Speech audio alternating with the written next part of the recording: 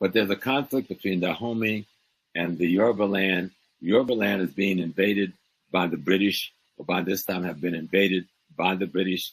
This is the great burning of Benin and the robbing of Benin and of all of its wealth and art and so forth that we hear about in history, but we don't connect it to nothing, right? But there's a greater Yoruba war going on between the people. And these boundaries called Nigeria, they're not there then, okay? Right. They're greater boundaries. People have other kinds of kingdom designs. And there's conflicts between some of these kingdoms, mostly around trade, okay? But you got something else happening at the same time.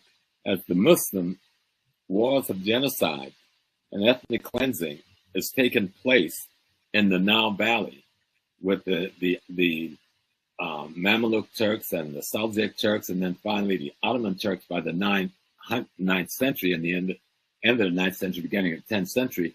They're pushing millions of people out of the Nile Valley into West Africa. Y'all hear what I'm saying?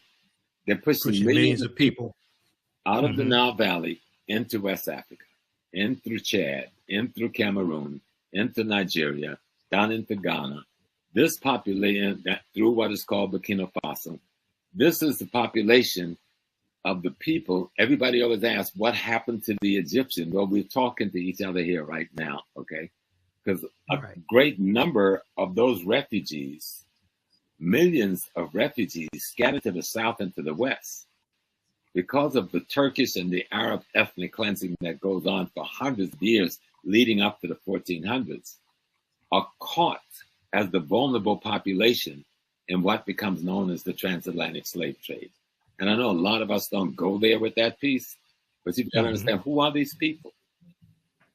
And so the kingdoms like Dahomey on the coast, somebody coming from the north, that's the northeast, have brought captives that they want to sell to another community because they don't need that expansion in their population. And this group of captives was either hostile to them or refugees that they felt was taking their space away from them. Okay. And that population, most time, that refugee population was least able to defend itself, end up being caught in the trade. And it wasn't a trade at all. It was a war of genocide against African people. There was no transatlantic slave trade. Nobody was trading anything. People were being captured. People were being murdered. People were being raped. Villages were being burned to the ground. Okay? People were being slaughtered to get enough so you can make $200-300 in that day's money, which would be a couple of $1,000s in this day's money, or for one human being to do labor in the Western Hemisphere, where he was worked to death in 10 to 15 years and would be replaced with someone else, a process that went on for 400 years plus. And we're now very happy to be joined by our next guest, Dexter Caffey, the founder of Smart Eye app, who recently learned of an eye-opening discovery of his own ancient past, all thanks to a DNA test. He is joining us now by Zoom from Atlanta. Hello, Dexter. Hello, Emily. How are you? It's so good to see you. Last time was here in Israel. We got to get you back here, but we'll have to settle for Zoom now. You have such an interesting history. Please explain what made you do a DNA test, and then what happened when you found out all of a sudden that you're related to Ramses III. That's a great question, Emily. Well, about a year and a half ago, I traveled to places like Israel, France, and different places like that. And so what happened was people would always ask a normal question, where are you from? And I would say the States, United States. And the people I saw in France would say, no, where are you really from? And I said, the States. That's all I know. And so that question stuck with me for a long time. And I just said, where am I actually from? I mean, I know I'm American, but where my DNA is from. And so I said, well, let me take my DNA test. It was a 23andMe DNA test. And I took the test, and I was shocked when I saw the results. It came back, and it showed that I was actually a direct descendant of the Pharaoh Ramses III. And I knew nothing of the pharaohs. didn't know much about Egypt, but everything you hear about, Bible stories and things like that. So for me, it was a huge shock, and that's how I found out about it. Wow. So obviously you took it deeper and deeper. You saw all of these synchronicities in looking at images of the pharaoh, how much you and even your brother look like them. And your own company has like an eye logo that looks like the Eye of Horus, unconnected to any of this. So what did this open up for you in terms of your own knowledge and learning about this? I remember I was actually laying in my bed on Christmas Day, 2021. And I was going through my 23andMe DNA test, and that's when I saw that I was connected to the Pharaoh Ramses III. And again, I knew nothing of this situation. And so I looked up a sculpture of the Pharaoh Ramses III. And when I saw the sculpture, I literally screamed. And my wife said, Dexter, what's wrong? I said, this guy from 4,000 years ago, we look just alike. And she said, Dexter, wait a minute. There were no pictures from 4,000 years ago. I said, no, his sculpture was the Pharaoh Ramses III. His sculpture, we look like identical twins. And she said, let me see it. She saw it. She said, oh, my goodness. And then I continued to go over different sculptures, looking online. And I saw the sculpture that looked just like my brother. If you could show that on the screen, it'd be absolutely amazing. But it was, and I looked at the sculpture and I said, this looks just like my brother Joe. And I called my brother Joe and I said, I'm going to send you something. And he said, where'd you get that from? It looks just like me. I said, that's a sculpture of the Pharaoh Ramses III. And he said, oh my God. I said, that's over 4,000 years old and looks identical, just like you. So we were blown away, completely blown away. And talk about the synchronicities.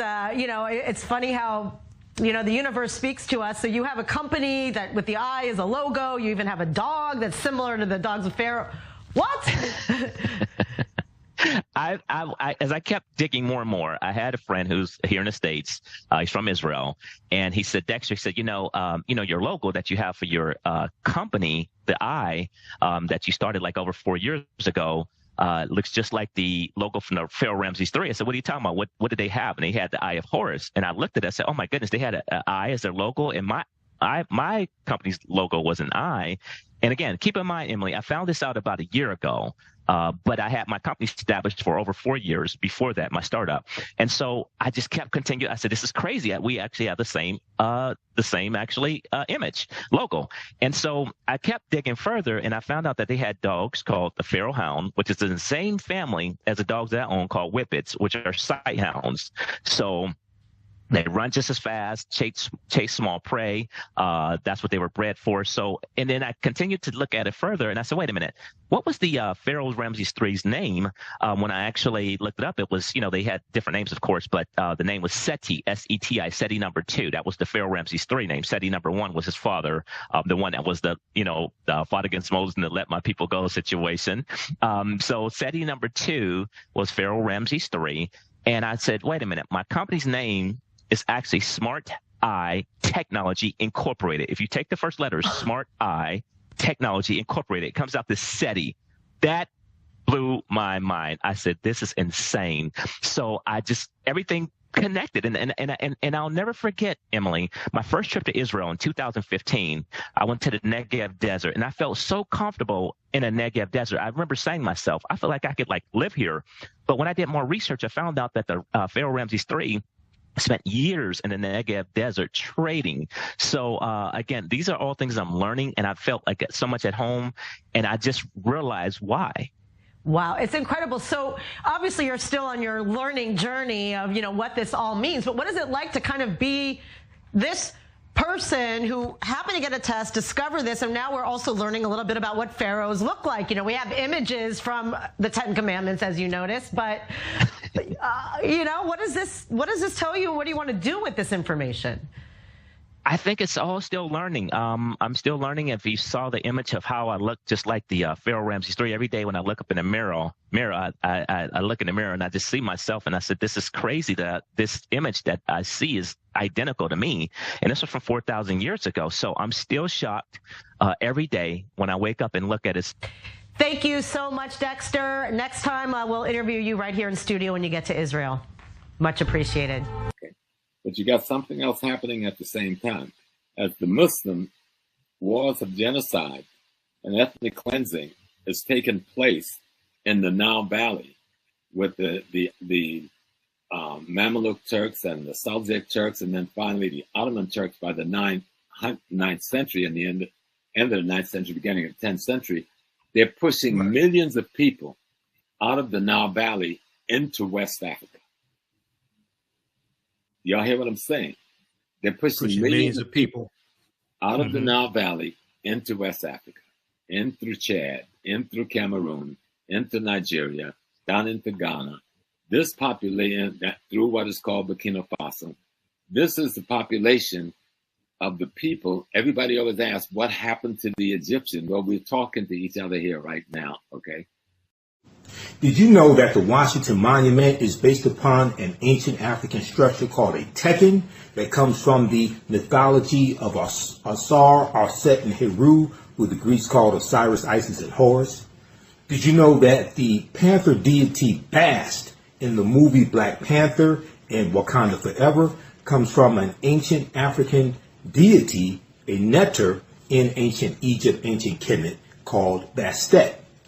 Did you know that there were 17 pyramids found buried underneath Egypt around 2011?